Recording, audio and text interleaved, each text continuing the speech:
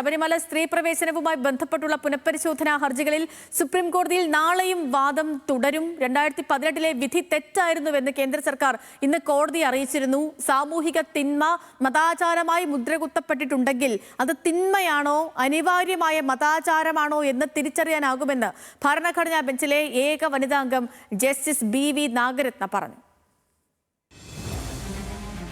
ശബരിമലയിലെ സ്ത്രീ പ്രവേശനവുമായി ബന്ധപ്പെട്ട 2018 ഉത്തരവിനെതിരെയുള്ള പുനഃപരിശോധനാ ഹർജികളിൽ ചീഫ് ജസ്റ്റിസ് അധ്യക്ഷനായ 9-അംഗ ഭരണഘടനാ ബെഞ്ചിലാണ് ഇന്ന് വാദം ആരംഭിച്ചത്. 2006 മുതൽ ആരംഭിച്ച കേസാണെന്നും യുവതികളെ ശബരിമലയിൽ വിലക്കരുതെന്നും ഹർജിക്കാരായ യഗ് ലോയേഴ്സ് അസോസിയേഷൻ കോടതിയെ അറിയിച്ചു. ശബരിമല കേസുമായി ബന്ധപ്പെട്ട എല്ലാ ചരിത്രങ്ങളും പരിശോധിക്കുമെന്ന് കോടതി വ്യക്തമാക്കി. 2018 കോടതി വിധിക്ക് നിലവിൽ സ്റ്റേ അനുവദിച്ചിട്ടില്ലെന്നും പുനഃപരിശോധനാ ഹർജികൾ ഭരണഘടനാ ബെഞ്ച് പരിഗണിക്കരുതെന്നും അഡ്വക്കേറ്റ് ഇന്ദിര ജയ്സിംഗ് കോടതിയിൽ ആവശ്യപ്പെട്ടു. കേന്ദ്ര സർക്കാരിന് വേണ്ടി സോളിസിറ്റർ ജനറൽ തുഷാർ മേത്ത ഹാജരായി വാദം നടത്തി. ഷിർദി സായിബാബ ക്ഷേത്രം, നിസാമുദ്ദീൻ ഔലിയ ദർഗ എന്നിവിടങ്ങളിൽ എല്ലാ മതവിഭാഗങ്ങളിലും ഉപവിഭാഗങ്ങളിലും പെട്ടവർ എത്താറുണ്ട്. ഇവയെ ഒരു പ്രത്യേക വിഭാഗത്തിന്റെ കീഴിൽ മാത്രം ഒതുക്കാനാകില്ല. ശബരിമല ഉൾപ്പെടെ ഓരോ ആരാധനാലയത്തിലും അതിന്റേതായ ആചാരങ്ങളും വിശ്വാസങ്ങളും ഉണ്ടെന്ന് അദ്ദേഹം വ്യക്തമാക്കി. ഹിന്ദുമതത്തിൽ വിവിധ ഭാഗങ്ങളും അവർക്ക് അവരുടെ വിശ്വാസ രീതികളുമുണ്ട്. ഇന്ത്യയിലെ മതങ്ങളുടെ ആന്തരികമായ ബഹുസ്വരതയും വൈവിധ്യവും കോടതി കണക്കിലെടുക്കണം. മതപരമായ കാര്യങ്ങളെ വ്യാഖ്യാനിക്കുമ്പോൾ ഈ വൈവിധ്യം വിസ്മരിക്കരുതെന്നും കേന്ദ്രം കോടതിയെ അറിയിച്ചു. ശബരിമല വിധിയിൽ സ്ത്രീ പ്രവേശന വിലക്ക് തൊട്ടുകൂടായ്മയാണെന്ന് പറയുന്നതിൽ ശക്തമായ